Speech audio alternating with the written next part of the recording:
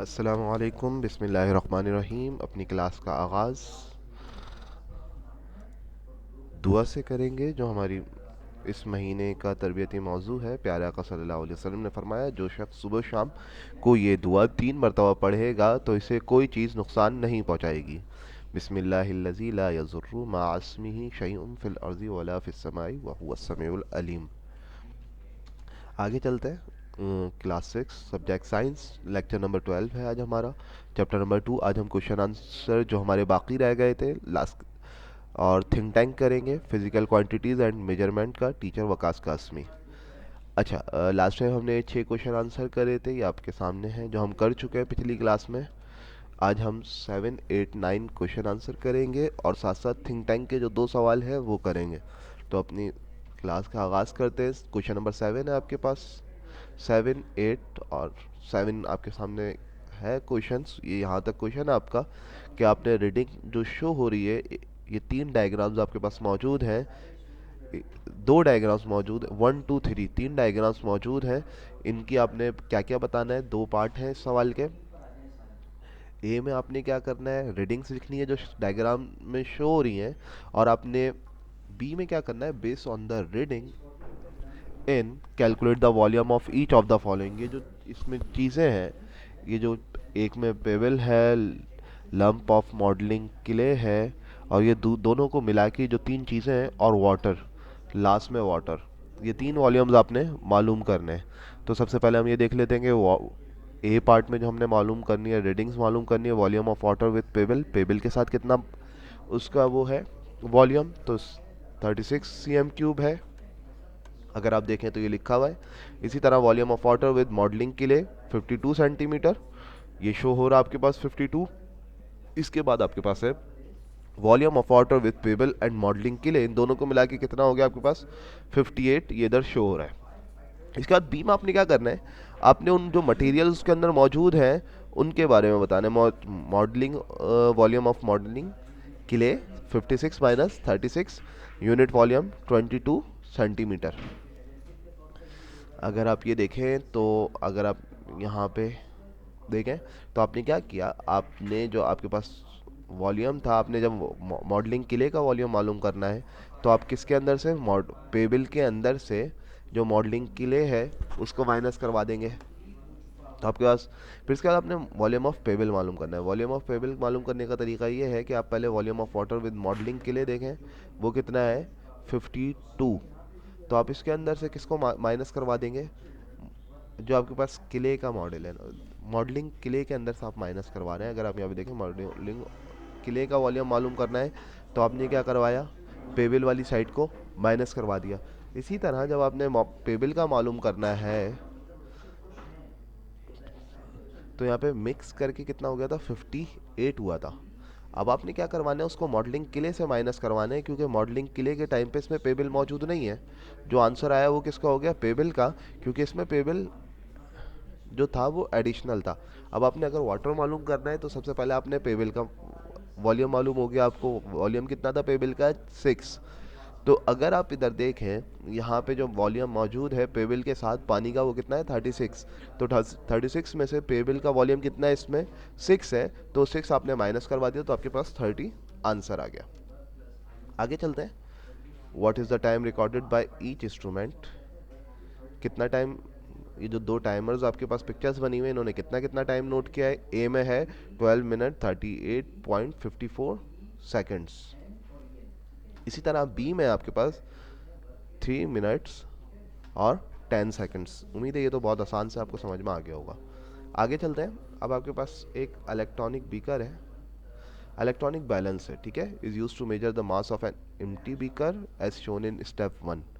Some liquid is added to the beaker and the mass of the beaker with liquid is measured as shown in figure। ठीक है, ये दो आपको बताए गए हैं, 2 तरीके बताए गए हैं। सबसे पहले आपने बीकर का मास मालूम किया, फिर उसमें पानी ऐड करके उन दोनों को मिला के मास मालूम किया। तो आपने ये बताना है कि भाई पहले तो आपने बीकर का मास बताना है। बीकर का मास यहाँ पे आपको लिखा हुआ नज़र आ रहा है 76.9। और फिर आपने बताना है कि लिक्विड लिक्विड के साथ जो वो बीकर का मास था वो भी आपको दिया हुआ है, तो इसके अंदर से अगर आप लिक्विड निकालना चाहें, लिक्विड का मास निकालना चाहें, तो उसका तरीका ये होगा कि आप जो इन दोनों का कंबाइंड मास आया है बीकर और लिक्विड का, तो उसमें से बीकर के मास को अगर आप माइनस कर दें तो आपके पास लिक्विड जो उसके अंदर मौजूद है वो कितना है, 49.9 ग्राम। इसके बाद थिंक टैंक है आपके पास। क्वेश्चन नंबर 9 भी हम कर चुके हैं, 7, 8, 9 अभी हमने किया। अब हमारे पास थिंक टैंक है। The nearest star to the earth after the sun is about 4.3 light year away. 1 light year is distance travel by light in 1 year. आपके पास जो सबसे करीब है अर्थ के, जो करीब है सूरज के बाद जो सबसे करीब स्टार है, वो आपसे 4.3 लाइट ईयर दूर है। और लाइट ईयर क्या होता है कि एक साल में जितनी लाइट ट्रेवल करती है। How does the light from this star take to reach the earth, मतलब यहाँ से ज़मीन, हमारी ज़मीन पे इतनी वाले स्टार से हमारी जो ज़मीन पे लाइट पहुँच रही है वो कितना टाइम लेती है, तो कॉमन सेंस है ये तो 4.3 ईयर्स। आगे चलते हैं। फिर आपके पास है if light travel 3 lakh kilometres every second, how for is the star from the earth in kilometres. अगर आपकी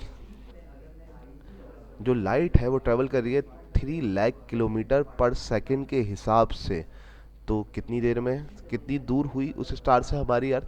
तो उसका तरीका ही है मेरा बेटा, आप बहुत आसान है, 3 लाख को पहले आप 4.3 से मल्टीप्लाई करें, फिर उसको आप सेकंड्स में कन्वर्ट करेंगे।